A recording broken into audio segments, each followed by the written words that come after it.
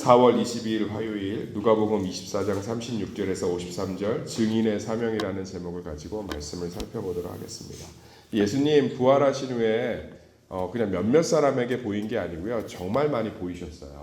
그리고 한 40일 정도 계시면서 정말 많은 사람한테 보이셨어요.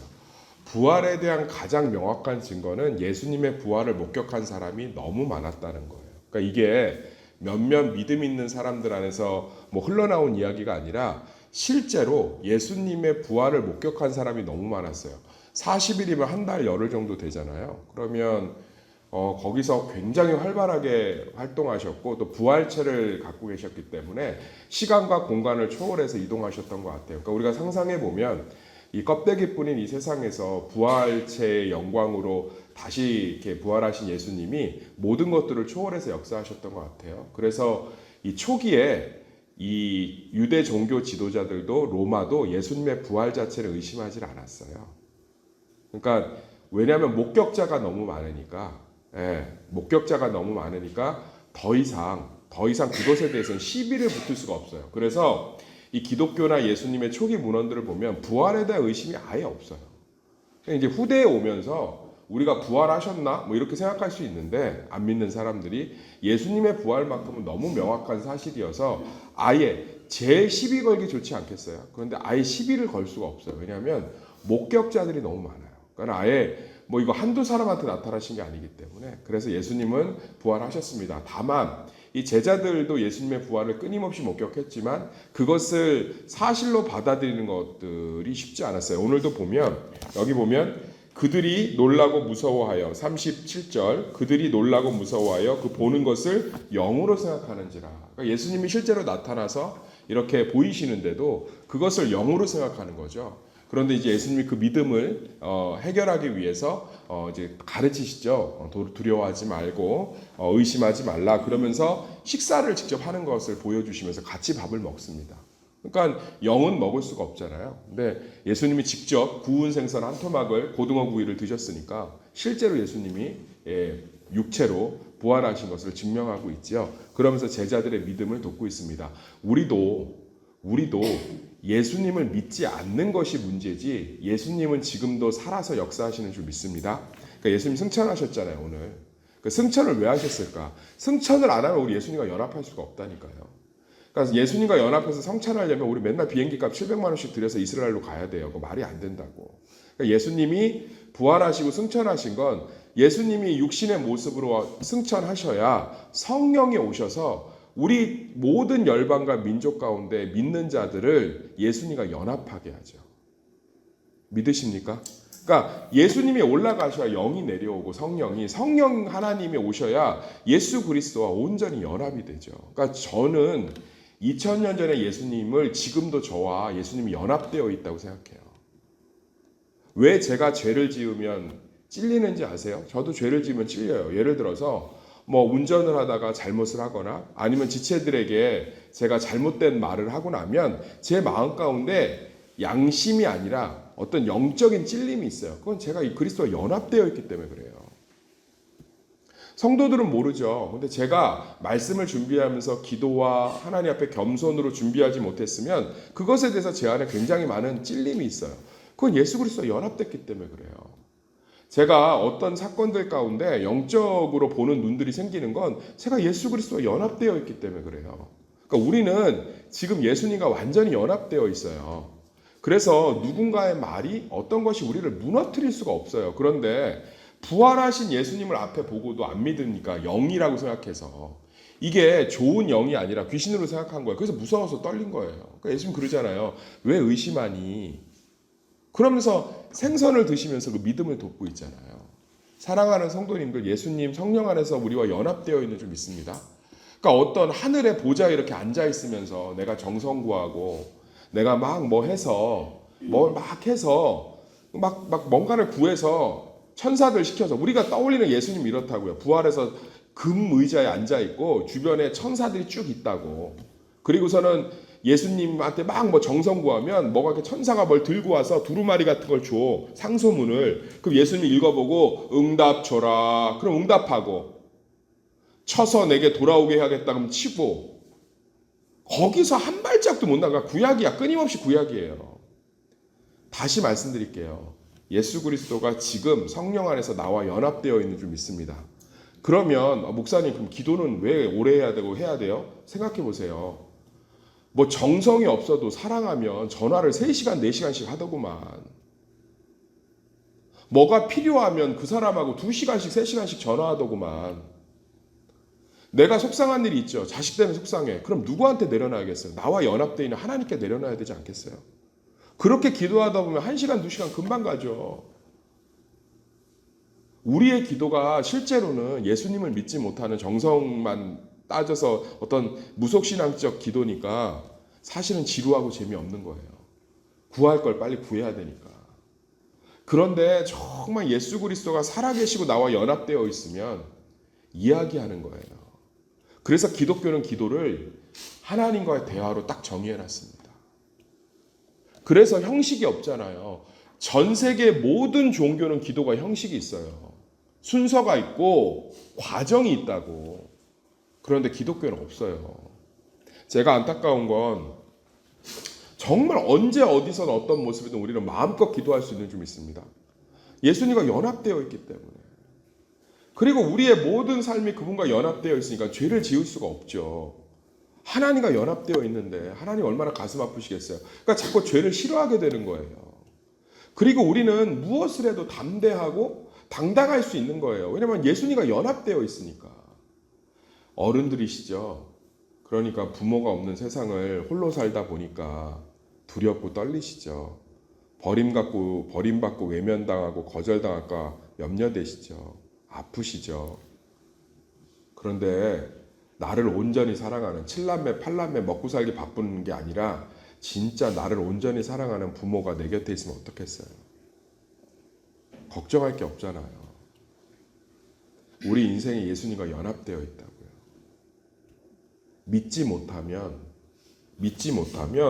이것들을 누릴 수가 없어요. 너무 안타까운 거죠.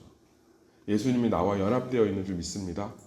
그러니까 어떠한 상황에서도 우리는 얘기하잖아요. 내 손과 발을 보고 나인 줄 알라. 또 나를 만져보라. 영은 살과 뼈가 없을 때 너희 보는 것 같이 나는 있느니라. 예수님 실제적으로 우리와 연합되어 있는 줄 믿습니다.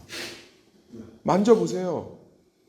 목사님 어떻게 만져요? 만져지지 않아요? 믿어보세요. 내 삶에 예수님이 함께 계시다는 걸 믿어보세요. 그러면 제가 오늘 이제 어제 말씀 준비하고 오늘 이제 아침에 한 번 더 묵상하는데 다시 한번 예수 그리스도가 나와 연합되어 있다는 사실을 받아들이니까 내 곁에 계세요. 만져지고 들려지고. 사랑하는 성도님들, 제가 무슨 신비한 경험한 게 아니고요. 믿음 안에서 우리는 성령 안에서 예수 그리스도와 연합되어 있는 줄 믿습니다. 이거 잊으시면 안 돼요. 이거 놓치시면 안 돼요. 기독교 신학의 본질이에요. 그래서 성찬이 얼마나 아름다운 거냐면 예수 그리스도의 피와 살을 지금도 먹으면서 영적으로 그것을 믿음으로 참여할 때 실제적으로 예수님과의 연합이 일어나고 그 연합이 우리 가운데 기념되는 거예요. 기억되는 거예요. 붙들어지는 거예요. 사랑하는 성도님들, 그러면 우리는 완전히 다른 삶을 살 수 있다니까요. 내가 예를 들어서 어디 가서 무엇을 이렇게 시험을 보기로 했는데 그 시험에 떨어졌어요. 그러면 우리는 예수님의 영으로만 생각하면 떨어졌구나. 내가 이렇게 준비도 제대로 안 하고 예수님 속상해요. 이렇게 되지만 그 시험에 떨어져서 그게 면접이든 회사든 학교든 입시든 그게 떨어져서 속상해하면 예수님이 옆에 계시다고 연합되어 있다고요. 얼마나 속상하시겠어요. 그러면 예수님의 위로를 기대하게 되면서 바로 다음을 준비하게 돼요. 아멘. 그럼 예수님 위로를 하세요. 완전히 달라진 삶을 살 수 있다니까요. 그러니까 목사님 제가 기도를 안 하고 뭐를 안 해서 떨어진 것 같아요. 제가 정신도 못 차리고. 그럼 제가 위로를 하죠. 그리고 속으로 그래요. 정신을 언제 차려? 사람이 정신을 못 차리니까 예수님이 오셨죠. 죽을 때까지 못 차려요. 사람에 대한 기대는 하지 마세요. 사랑의 대상이지. 근데 정신을 예수님이 옆에서 그것들을 다 보고 계시잖아요. 그러면 얼마나 우리 삶을 위로하시고 이제 우리를 또 다시금 그런 것들을 합격할 수 있는 사람으로 우리를 또 인도하시고 몰아가시고 때로는 질책도 하시고 끌어가시기도 하면서 우리 마음에 놀라운 거예요. 놀라운 거예요. 아멘. 사랑하는 성도님들, 우리 삶 가운데 예수님과 연합되어 있다고요. 그러면 전쟁의 포화 속에서도 평안을 누릴 수 있는 거고요. 보이지 않는 문제의 한복판에 있어도 하나님에 대한 은혜를 확신할 수 있는 거예요. 우리가 예수 그리스도와 연합되어 있는 줄 믿습니다. 그래서 어떠한 상황들, 어떠한 아픔 속에서도요, 다시금 그분의 선하심과 인도하심을 소망하며 나아가시기를 소망합니다. 그래서 여기 보면 이제 그러면서 예수님이 44절 보면 또 이르시되 내가 너희와 함께 있을 때 너에게 말한 바 곧 모세의 율법과 선지자의 글과 시편에 나를 가리켜 기록된 모든 것이 이루어져야 하리라 한 말이 이것이니라 하시고, 그러면서 성경의 모든 말씀이 이 부활을 예표하고 있고 이것들을 통해서 완전히 이루어졌다고 얘기하죠. 제가 주일날 말씀 설교하지 않았습니까? 부활은 말씀이 사실이 된 놀라운 증거인 줄 믿습니다. 아니, 성경을 누가 썼어요? 예수님이 쓰신 줄 믿습니다. 태초의 말씀으로 천지를 창조하시고 요한복음의 첫 장이 뭐죠? 그 말씀이 우리 가운데 거하시며 모든 만물을 창조했다고 딱 써있죠. 그 말씀이 로고스, 예수 그리스도입니다. 아멘. 그럼 세상을 누가 창조했어요? 예수님이 창조하신 거예요. 그 예수님이 이 성경에 말씀하셨다고요. 근데 그분이 부활하셨잖아요. 증명했잖아요. 아니, 우리가 연인 간에 그러잖아요. 당신이 나 사랑하는 거 어떻게 알아? 뭐 이런 거 이제 연인들이 물어보면 뭐예요? 증명을 하지 않아요. 사랑한다고 고백을 하든 선물을 주든 아니면 이렇게 자기를 이렇게 희생해서 뭐를 하든 증명을 해내잖아요. 그런데 예수님이 이 말씀이 사실이라는 걸 증명하기 위해서 죽은 자가 살아난 거, 사망 권세를 깨뜨리시고 승리하신 거, 우리를 죄에서 구원하신 거, 더 이상 어떤 증거가 필요하겠어요? 그래서 말씀이 다 사실인 줄 믿습니다. 그래서 이 말씀이 우리 가운데 사실이 되었기 때문에 놀랍지 않나요? 놀랍잖아요. 우리 이렇게 여러 가지 아픔 가운데 있는 사람들, 사도 바울이 기도해도 고쳐지지 않을 때 어떻게 되겠어요? 사도 바울이 육체의 가시를 위해서 정말 하나님 앞에 정말 사람이 할 수 있는 최고의 기도를 하잖아요. 그런데 하나님 뭐라고 그러죠? 내 은혜가 내게 족하다. 그것이 너를 겸손하게 한다. 그러나 내가 너를 통해서 참 많은 것들을 이루리라. 우리는 말씀 안에서 놀라운 것들을 경험할 수 있어요. 남들 자식들은 다 자리 잡는데 우리 자식만 자리 못 잡고 있어. 예수님의 제자 중에서 사도 요한이 제일 늦게까지 모든 고통 다 보고 모든 고통 다 받으면서 밥 못 쓰면 유배돼 갖고 제일 고난 받았어요. 근데 그가 가장 큰 하나님의 영광이 요한계시록을 쓰잖아요. 그러니까 우리는 기쁘지 않아요?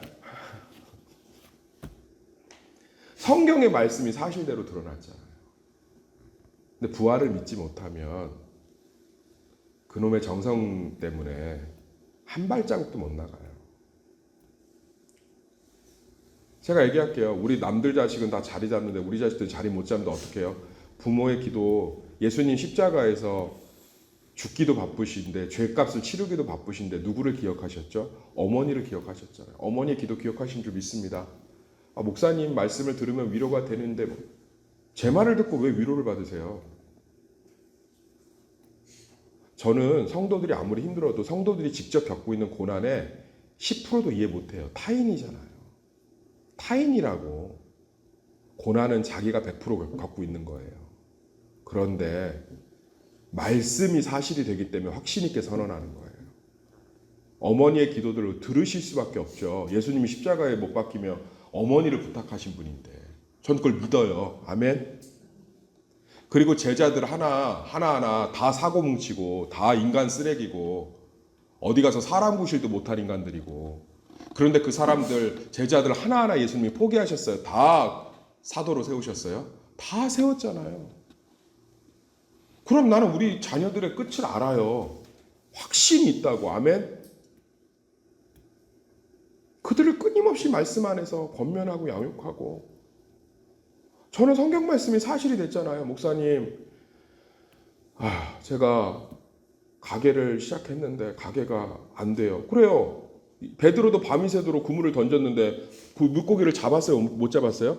못 잡았잖아요. 그때 예수님이 뭐라고 그래요? 깊은 데로 가라고 했잖아요. 기도원 좀 가세요.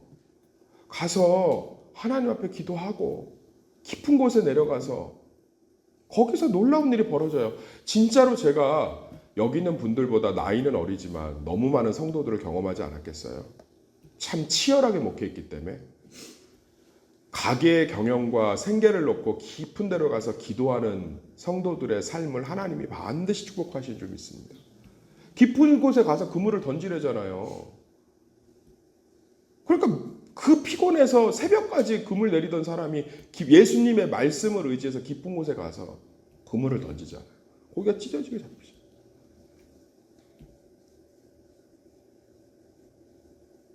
사랑하는 성도님들, 우리가 왜 헌신할 수 없고 전도할 수 없고 섬길 수 없고 희생할 수 없고 참을 수 없고 양보할 수 없는지 아세요? 예수님의 부활을 믿지 않기 때문에. 목사님 저 부활하시고 믿는다니까요. 전체적인 건 믿어요. 통시적인 건 믿는데, 거시적인 건 믿는데, 내 삶 가운데 순간순간에 예수님과 연합되어 있는 사실은 믿음을 훈련하셔야 돼요. 믿음을 훈련하셔야 돼요. 그래야 우리는 날마다 부활의 영광을 누리게 되는 줄 믿습니다. 사랑하는 성도님들, 예수님 부활하신 줄 믿습니다. 놀라운 거예요. 하나님의 말씀이 그대로 이루어졌고 나와 동행하고 계시며 올라가신 그 모습 그대로 다시 오시는 줄 믿습니다. 내세가 있는 줄 믿습니다. 저는 지금 죽어도 천국 가는 거에 대한 의심이 없어요. 생각보다 믿는 분들이 죽음에 대한 두려움이 많더라고요. 어떤 분이 그래요. 목사님 죽으면 천국 가는 건 안 두려운데 나 아픈 게 두려워요. 아픈 병상에도 예수님이 다 함께 하실 줄 믿습니다. 말씀이 사실이 되었잖아요. 수고하고 무거운 짐진 자들아, 육신의 질병을 갖고 절망 가운데 살아가는 사람들이 얼마나 힘들겠어요. 그런데 그 병상에도 매일매일의 은혜가 있어요. 아멘.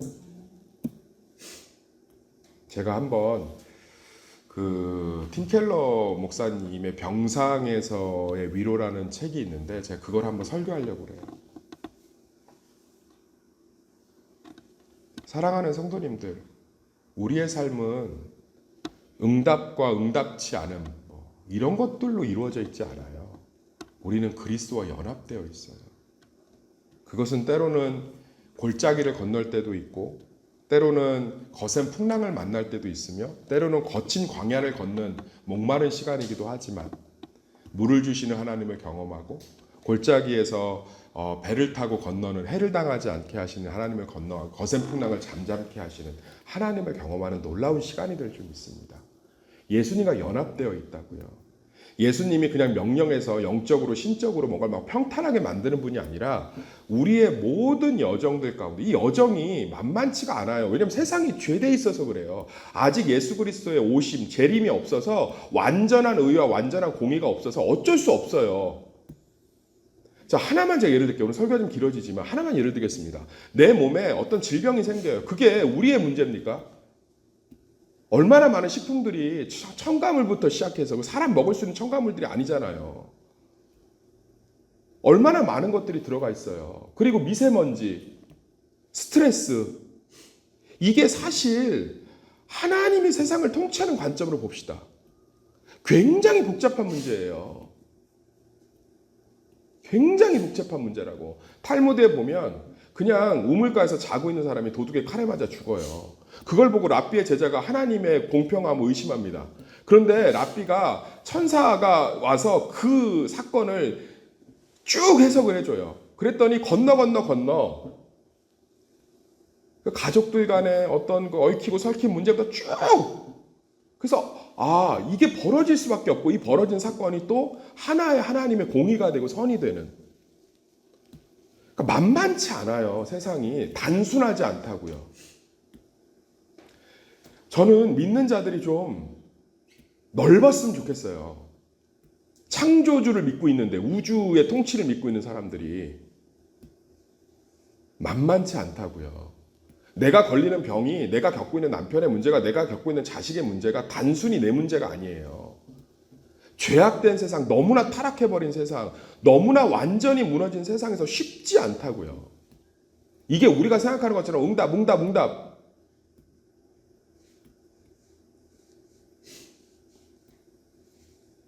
짐 캐리가 나온 그 사람이 신이 잠깐 되는, 그러니까 귀찮으니까 다 응답으로 바꿔버려요. 온 세상이 다 난장판이 됩니다. 난장판. 쉽지가 않다고요. 그래서 구약의 유대인들의 관점이 치열하게 하나님이 세상의 악을 평정하고 평화로 바꿔가시는 하나님의 고군분투예요.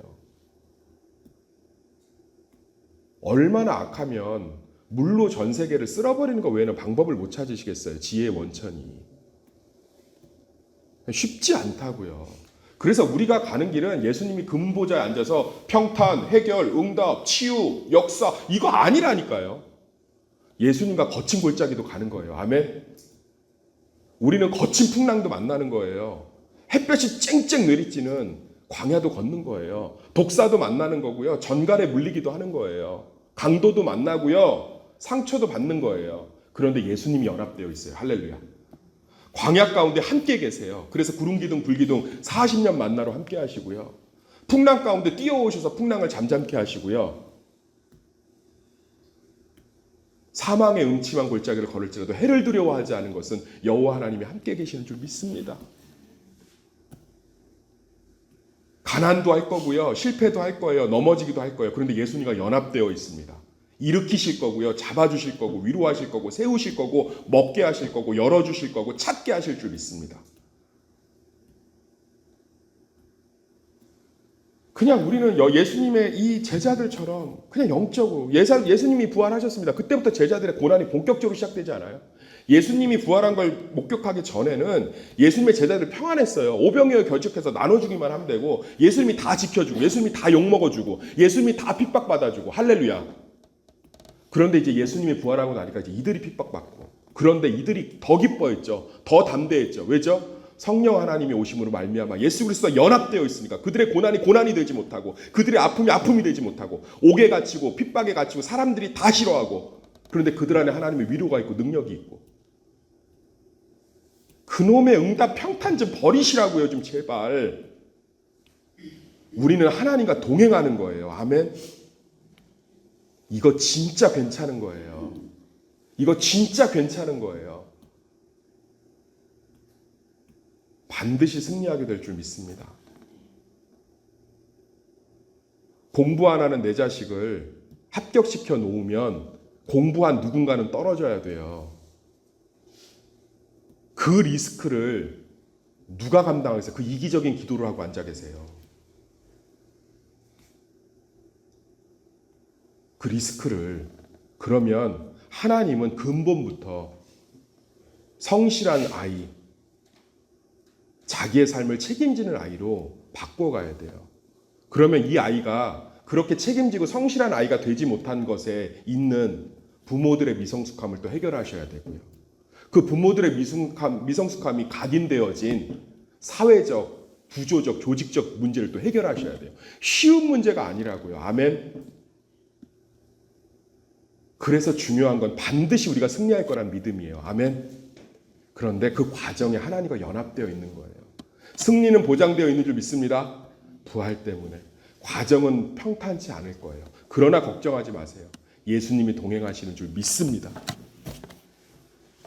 이 놀라운 복음이 예수님은 천국 간다는 그 단순한 복음이 아니라 이 놀라운 복음이 우리 가운데 날마다 믿어지시기를 예수의 이름으로 축원합니다.